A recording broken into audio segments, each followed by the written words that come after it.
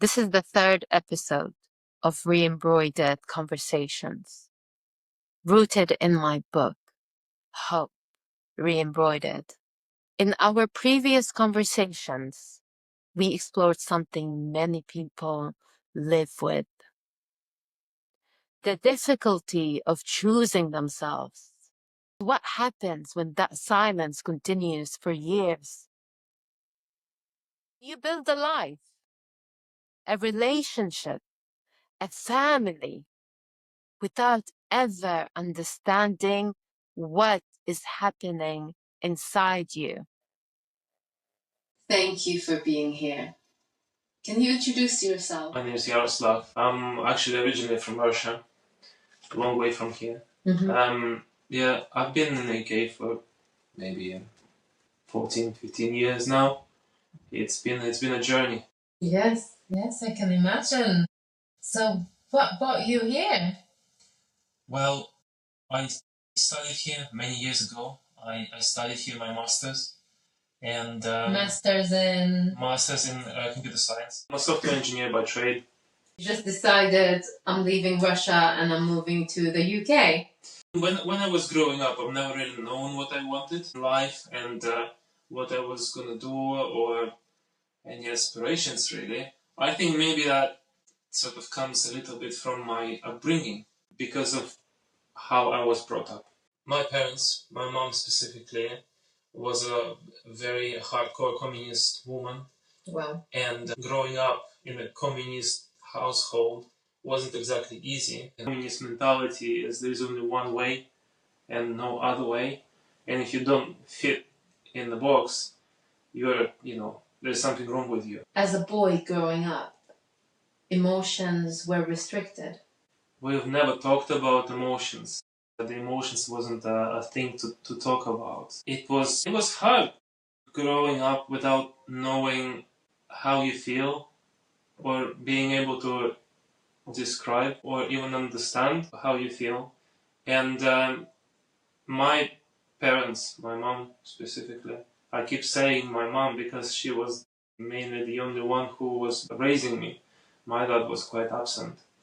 And so, growing up in an environment where no one really wants to talk about feelings is hard. It was just keep going.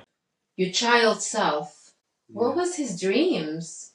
Well, as a child, maybe like any other child, a boy, you go out and kick a ball. I did start question things like, why my mom is so strict? Why am I not allowed to pretty much do anything? Everything is like restricted. You can't go here, you can't go there. And there was a lot of beating. Yes. When you say my father was absent, he wasn't present. He was living with us, obviously, but he wasn't present at all. He was just, there in the background and not interested in us. I have a brother. I was growing up as a youngest child. In Russia. Yeah, that's right. Where about in Russia? Well, it's not a big city. It's like a town in Russia called Naberezhnye Chelny. Wow. Yeah. So your father was absent. Your mother was controlling you. What emotions were more present to you? I felt a lot of anger. A lot of anxiety. I think there were different reasons for it. My parents weren't getting along, constantly arguing, constantly fighting. Not physically, there was never really physical fighting, but a lot of arguing and shouting and screaming. There wasn't a lot of love in a way of giving freedom and understanding, talking about what I think, what I feel. Now that I'm an adult and looking back, I understand many things that I didn't understand back then about why my mom was like the way she was. So for her, it was basically survival. It wasn't about, let's sit down, talk about how you feel. How did that affect you in your adulthood? It affected me a lot, but I didn't realize that up until recently, really. When I started thinking more about my feelings, about my emotional state, about my mental state, seeking help of therapy. Did it show up in relationships? Yes, of course. Ex-partner. I didn't really have understanding about like love and human relationship. So my thinking was like, oh, we're just gonna have fun, enjoy life, work, make money, go holidays and things like that. I thought that it's you kind of get married and everything's gonna be fine. Yes.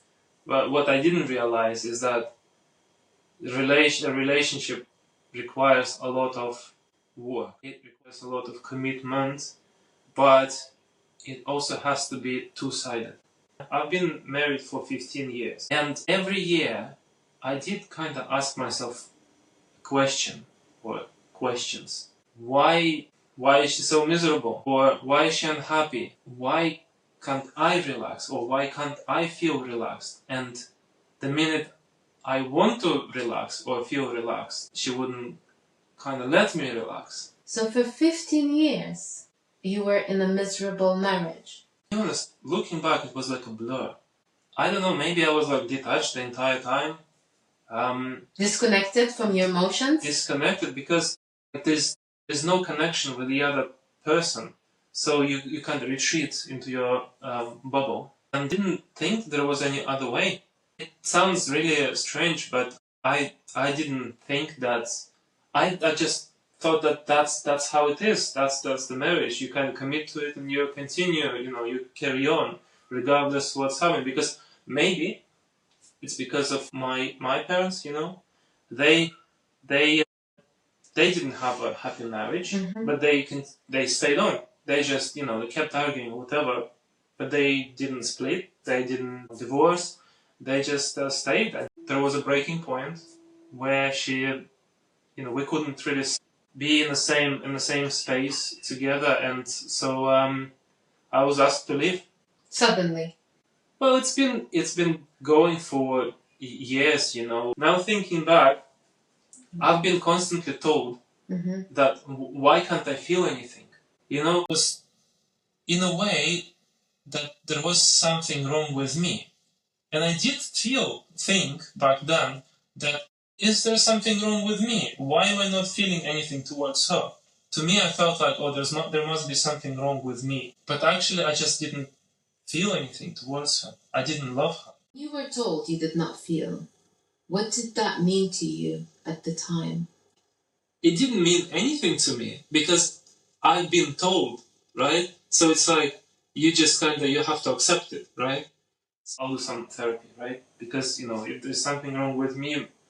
So let's take you back. Yeah. You were told to leave. Then you decided to have therapy. Yeah. Because I thought, well, maybe start anew, right? Start a new chapter. Try to work on yourself maybe a little bit. But when I found a therapist and I said to the therapist that I need help because I can't feel anything. Wow. And this guy, he was like, it's funny, it's an American guy, in the middle of the UK, in the middle of nowhere, American guy, right? So yeah, his name was Dirk. Yes. Yeah. So he's like, what do you mean you can't feel anything? And I was like, well, I didn't say to him that I was told that I can't feel anything. You need to help me with that. And he's like, okay, well, let's talk about it. And so we kind of started talking about it, which the usual therapy thing is when they ask you a question and you kind of start talking about it and then you start hearing yourself talking about it. And eventually, so the idea as well, before I started therapy, the idea was that we work it out and we get back together. But after about 3 months of therapy, as I continued the therapy, I realized that, well, actually I don't want to go back because I don't like what I feel when I'm next to that person. I was led to believe that there is something wrong with me, so naturally I have to work on the relationship, right? Because it's the problem is me in the relationship. You carried guilt. Yeah. Do you have any children? I do, in fact. I have 2 children, 2 boys, 9 and 12. Yes. Had therapy. You decided, I don't want to go back. How did she take that? Well, at the time, she didn't show anything, any strong emotions or actions towards it. Mm-hmm. Because even though I said that I don't want to go back, that doesn't mean that I actually was free from that relationship. Because mentally, I was still attached to her. And so for her, it was like, oh yeah, well, he's just not living with us, but he still does everything for us. So why not, right? Yes. The funny thing is that when I said that I don't really want to get back together, she was like, oh well, can I then start dating? I said yes. I think maybe at that time she didn't expect me to say yes. Yes. She, maybe she wanted me to fight for the relationship. But the thing that I more and more I was realizing that I don't actually want to fight for that relationship because there's nothing to fight for. I mean, I didn't feel anything. And so I was like, yeah, okay, go on, date. She was dating someone. She was still asking me to do things. She was still asking me to do some, for the house that she was living with the boys and dogs. I had 2 dogs. And so, at some point I was just like, dog care, child care, everything, while she's, dating another guy. And the relationship with your boys, how was that at the time? At the time, after the separation, I was like really determined to fix the relationship with the boys because during the marriage, I wasn't in a good place, right? Mm-hmm. And so naturally, I was quite distant from my children because I was so stressed all the time, and to me, they were just like, just leave me alone, everyone. And so after the separation, naturally, I decided, okay, I'm just gonna fix the relationship, spend time with them. With your children. Yeah, with my kids. So spend time with them. We'll do things because I was at the time we had 50-50 child custody, right? And so when they were with me, I decided I'm going to dedicate my time to them. Kids are happy every time they were asking for me and everything. They were asking to come, and they were staying with you as well. That's right, multiple nights, yeah, and days, and so they'd be happy. We'd go, bike riding, camping, fishing, playing video games, watching movies together. I've never had that with my father. He never have I ever had something like that with my father. So I thought, I'm just gonna make it right? So yeah, and the kids were happy up until I met my partner, my current partner. That's when things went south. It was a really difficult time. Because you decided to officially move on. I decided it wasn't exactly a one overnight decision. It took me some time to break that mental connection that I had with my ex-wife, living separately from my ex-wife. There wasn't real separation. Mm-hmm. I've been receiving texts, emails, do this, do that. I'm going on a holiday, have the kids, have the dogs. And then there was not really separation. I started dating my now partner. And I realized that I'm carrying so much baggage from the previous relationship. And as I started to kind of, taking it all off me, my ex didn't like it. She started losing control. And I suddenly started to see a very different side of her. A side I didn't know existed. She became extremely controlling, extremely irrational.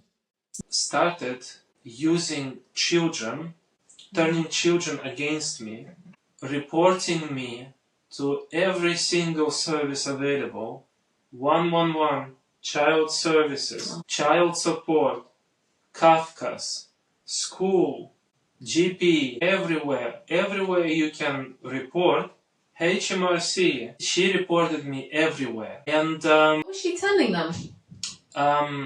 Anything that... Safeguarding concerns? Yeah, safeguarding concerns. I didn't bring children on time. Report. It shifted straight away when you have announced that you have a new partner. Yes, it's become extremely toxic. The dynamic? The communication. I've always been told what to do. And I, unfortunately, because of my upbringing, I allowed that to happen. I never stood up for myself.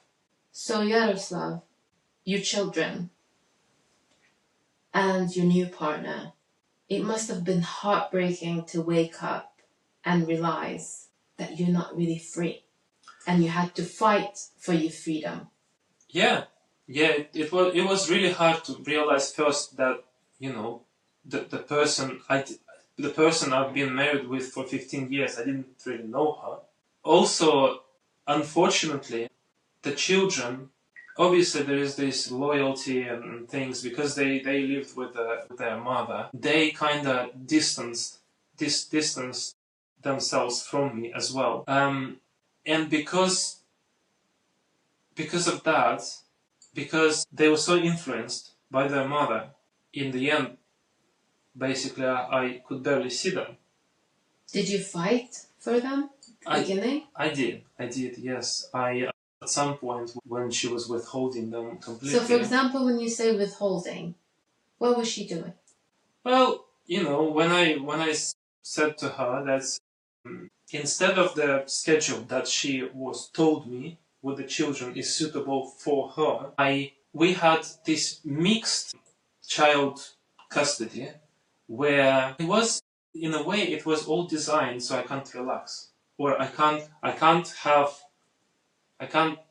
separate myself from her when I'm with my children, because she'd always kind of find her way in. Yeah, so when I said, okay, you do 1 week, I do 1 week, and what she does, she takes the children, she files an application to CMS, Child Maintenance Services, because before that, we had that schedule that she was comfortable with, and I was paying money voluntarily paying money for child support.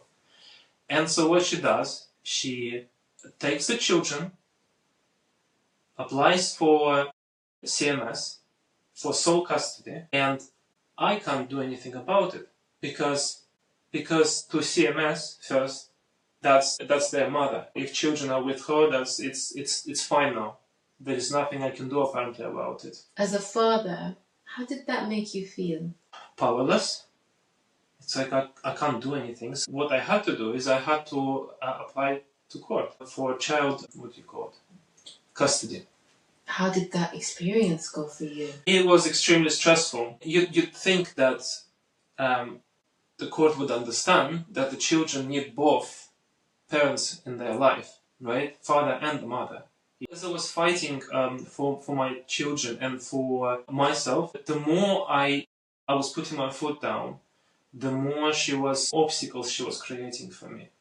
Withholding children, reporting me everywhere, blocking me on their phones. Whenever the time comes for me to have a contact with children, court-arranged contact, I'd receive an email a day before for the contact. Unfortunately, the children don't want to see you, and I blocked you on their phones. That must be so difficult. It's like, what do you do in that moment, right? Unfortunately, I realized that my understanding of separation was different to her. I don't think maybe she wanted to separate. Even after the court arranged the child custody, even though there's nothing really to talk about, right, between us, especially after all this mess that she's created. I should just come and pick up kids and have time with them and then return them, right? Yes. But no, she would block their devices. She'd tell me that they don't want to see me. And the only way for me to arrange something or to even understand what's going on is to have communicate with her. That's what she wanted. To continue this some sort of weird relationship, but I didn't want that. And so, to me, there was absolutely no way to contact my children because I didn't want to do it through her. To the point where I don't see them at all. They don't want to see me at all. Did they tell you that? They didn't tell me that directly, but apparently they've been interviewed by child support. And the children said that they don't want to see me, but when the child support questioned them why, they didn't know what to say. It must be so difficult not being able to contact your own children for choosing yourself. Well, there's a silver lining.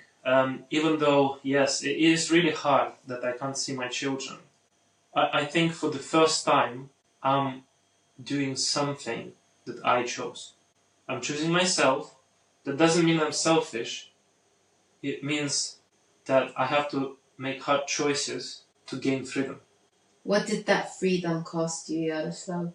It cost me the house. It cost me children. It cost me my job. Let's talk about that as well. Oh, wow. I've been made redundant because apparently my performance gone down. During divorce, during the whole process of separation? Yeah, during the whole that multiple emails and texts per day. From your ex? Yes, telling me how bad of a father I am and, that I am the worst person and I should do this and should do that.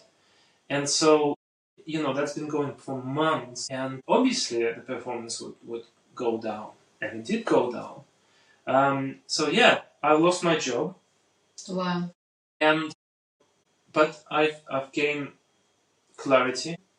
My mental health is getting better now. Even though, it looks like the future is really dim. But actually I can focus on my mental health. I can focus on my relationship with my current partner. Mm-hmm. Yes, I can't see my children, but I'm hoping that when they grow up, they can question why can't we see Dad? And maybe they unblock their devices and call me one day. If your children can hear you right now, what would you like them to know? I still love them. My phone and my house is always open to them. They can call me anytime. We can just hang out together. I love you and I'm still your dad. Was there any grief for the years you didn't understand yourself? Yeah, I did ask myself multiple times this question. No, I don't think I've wasted life. But then on the other hand, I've wasted 15 years being in a relationship. It wasn't working. So you decide for yourself what lesson you take from it. I never really regret about things that I've done. I just learn from them and I move on. Yes. You said there's a court order to see your children. How does that look in reality? Yeah, in reality, it looks like I can only see children twice a month. So going from from half 50-50 child custody to seeing my children twice a month is hard. Mm-hmm. Tell me, what has your experience been like navigating the system? It's hard because the system there isn't really to support you.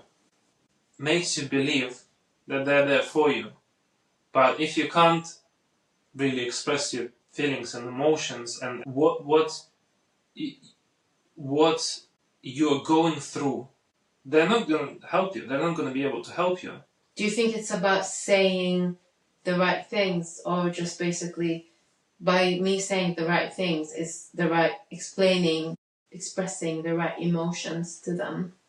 Yeah, that's right. It's like, with the driver's theory. It's not about learning, it's about saying the right things. Yes, right? yes. So yeah, unfortunately, it's not you express to them how you feel, they take it as you are an unstable parent. And then if you don't express enough, then you don't care.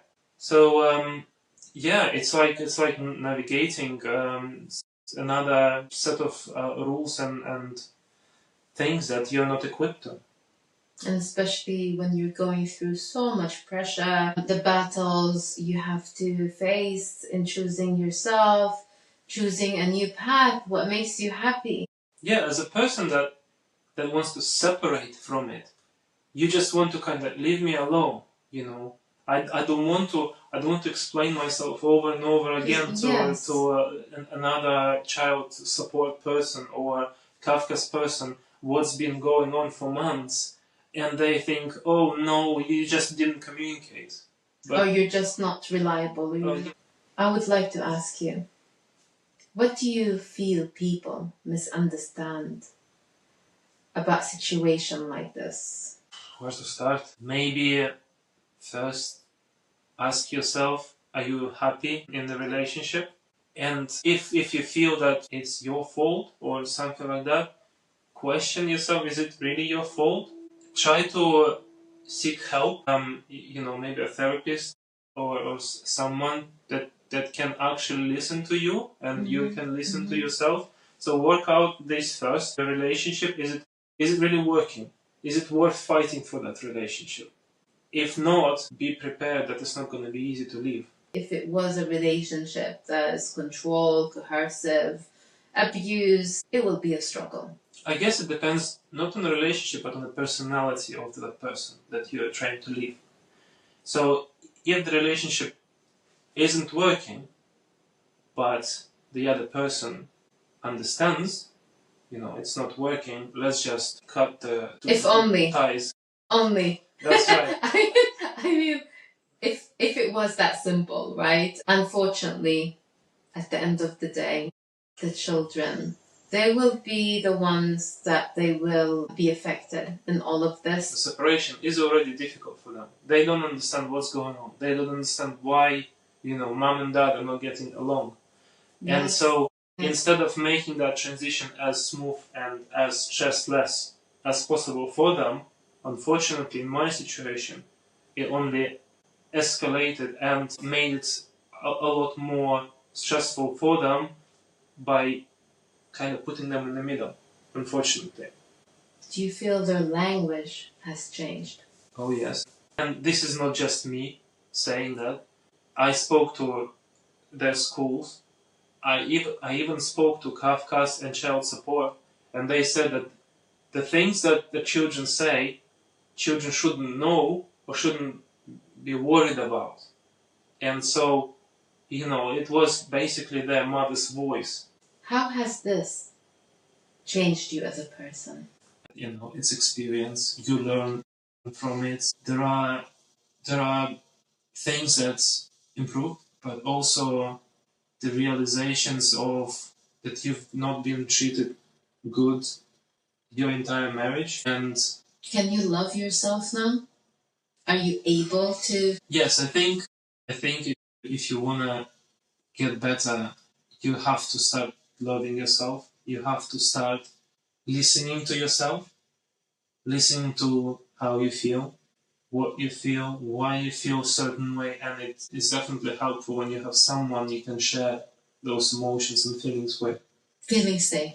Feeling safe to express. So, what has kept you going? Well, I've always been quite determined. If I saw that something is not right and I can fix it, I think maybe that's why I'm a software engineer, because I like fixing things and I like finding solutions. And so when I saw the world of possibilities, emotional possibilities, I could feel the things I could talk about. Did you feel growth because you connected on a deeper level? I could feel growth, I could feel peace, I could feel love for the first time in my life. Wow, that's amazing.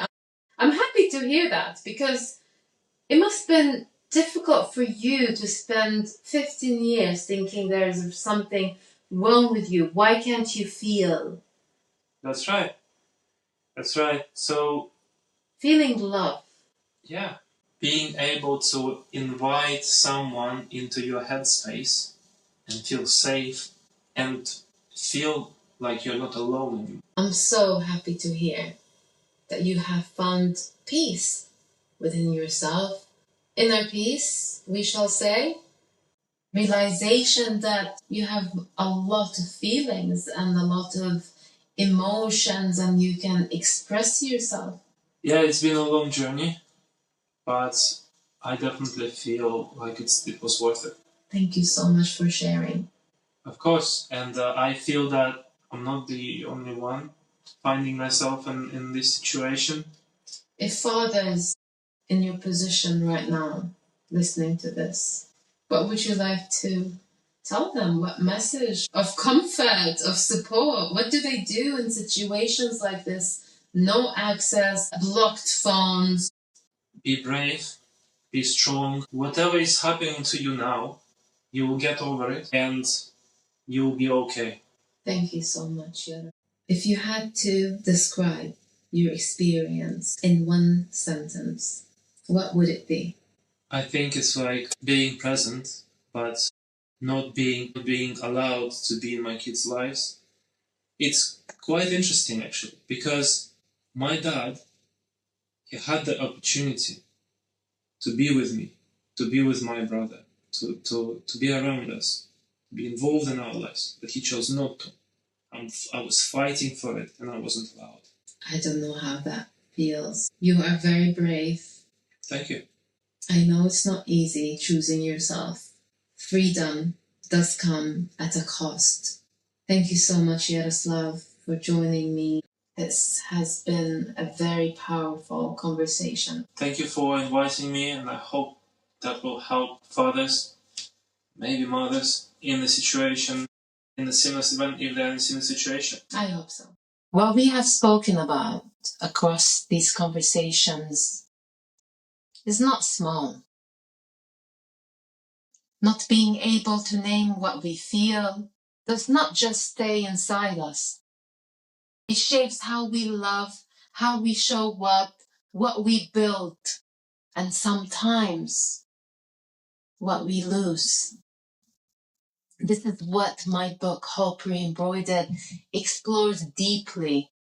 The cost of disconnection from yourself in order to survive.